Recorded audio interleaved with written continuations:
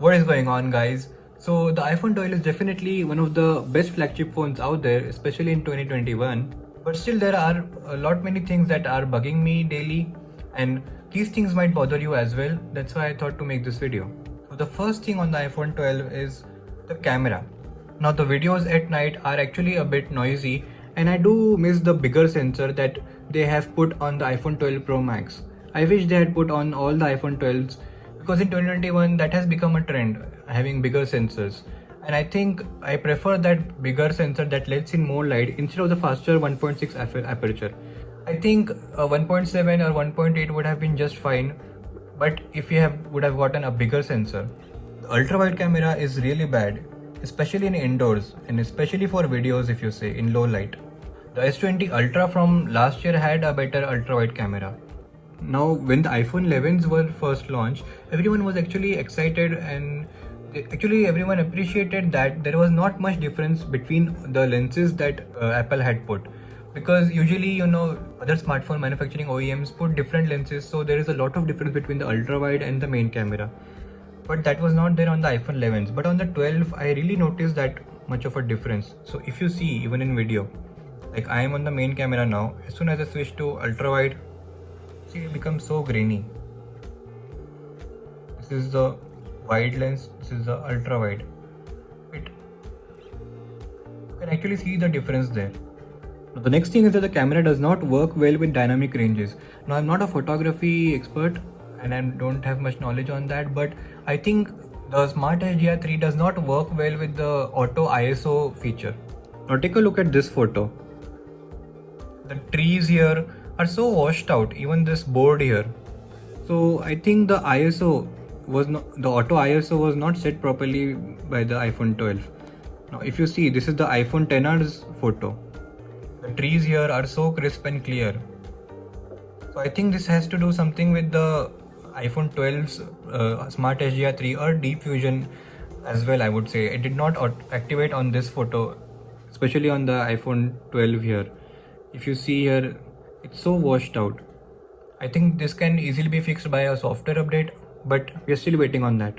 But there is one thing that I've always observed in iPhone cameras is, especially compared to the Pixels and the Samsungs, they kind of hold back from being different from the DSLRs. Because if you compare the S20 Ultra, even the S21 or the Note 20 Ultra's photos, or even the Pixel 4's photos with a DSLR, there might be some photos where you might not even notice a difference. But when it comes to iPhone photos, especially if they're not like heavily edited, you do always see a difference in the post-processing. So I think somewhere iPhone cameras, even though they produce really good and crisp and detailed images, they do tend to hold back a bit. Now the next point is iOS 14 issues. There are so many things, especially I'm coming from Android, and if you're coming from Android, you would definitely face these issues. One thing I'm observing is that apps suddenly crash. There are many things that you can't do on iOS which you can easily do on Android. There are also things like if you're sending someone some media via WhatsApp, for example you're sending 10 photos, then you have to wait until it sends all the 10 photos and you cannot use WhatsApp. The same thing does not happen in Android.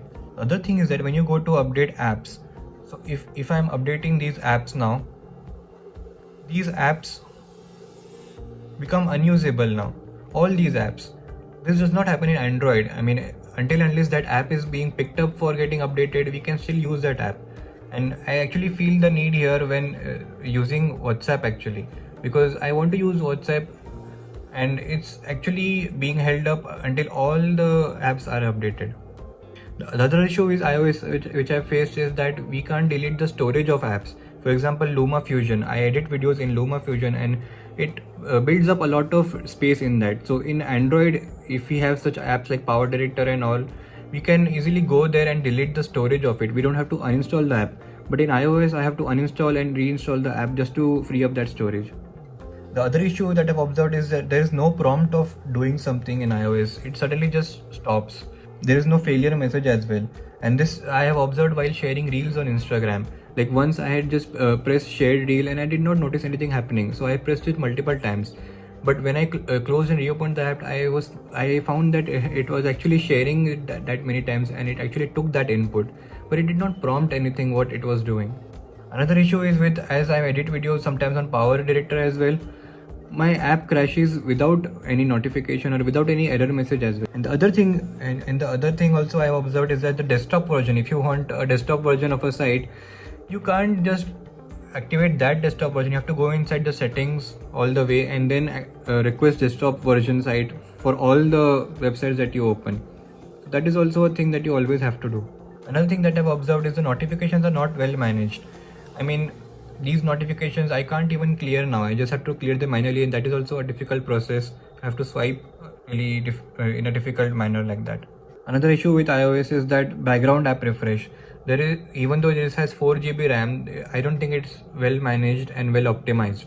So a lot of apps that I've noticed, they reopen in the background. Even WhatsApp to say whenever I open it still connects. So basically the RAM management is real poor. Another issue is the A14 Bionic chip. Games like Asphalt sometimes stutter and lag. I can experience those frame drops.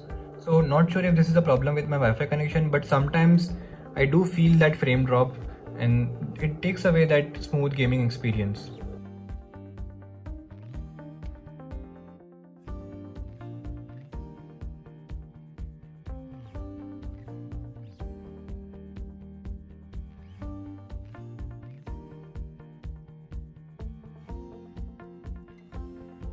And also, as I mentioned, even though I like to edit videos on this because that chipset is really powerful, but it's still not optimized well.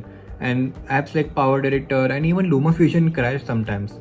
So the productivity on this I have observed is a bit lesser than the one that I was using. I was previously using the Exynos 990 SoC, which is actually really looked down upon, and it's really weak than most of the flagship chips out there. But still I was able to, even if it was slower, I was able to produce a lot of videos on that because it never actually crashed, or even if it did, it showed the actual error message. But even though it's faster, it's not that reliable on iOS. The next thing is the price to value ratio. So as I mentioned, I'm facing less productivity on this iPhone. So I think the price that this comes with, it does not offer that much to that extent. I think the price could have been a bit lesser than this. Now the next issue is the display size.